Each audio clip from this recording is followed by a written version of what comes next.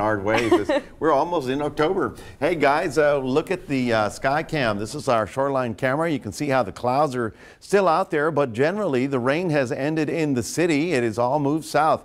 Had a lot of thunder and lightning overnight. I'm sure some of you were woken up, but the front is now past our area. The north wind is beginning to blow. Now it's not going to get, really cold, but it is going to be a little cooler. Notice in North Texas, they're in the 60s and 50s at this hour. And we're talking, these are live temperatures. Now, the front was the reason for the stormy weather, and that has already moved offshore. You can see as we zoom in here, here's the city and how the heavier activity is out over the Gulf waters.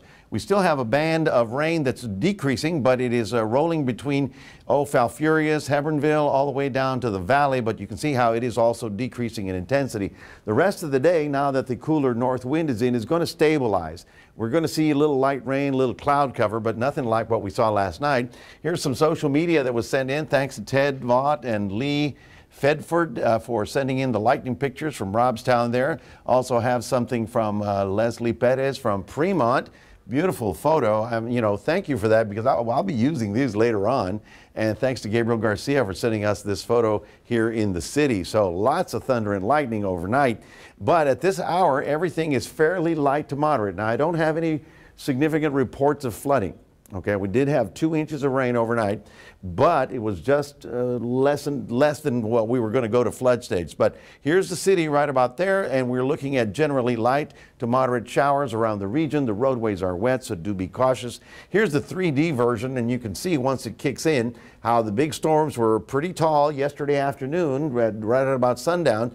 And then as the front came through, it started weakening, and then the heights of these storms beginning to drop. That's when the intensity began to drop as well. So the flood watches for our area have been lowered because the heavy rain is pretty much over with, but the flood watches continue from Kennedy County all the way down to Zapata and into the valley.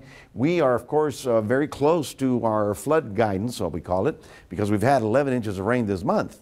So additional showers in the next 24 or 48 hours will cause some flooding. So we're going to be just watching it carefully. High pressure in the northern part of the state, giving them very nice morning. For us, we're going to stay in the cloud cover with additional light rain occurring today. Now, tomorrow and on into Saturday, the frontal system that came through is going to back up as a warm front. So we're going to go from a cloudy, stable, cool, showery pattern to an unstable thunderstorm pattern, and that would be Saturday and Sunday. Again, when these drop heavy rain in isolated spots, we'll go to flooding, but we'll go from the low 80s, then we'll get back up to the mid 80s as we get on into the weekend.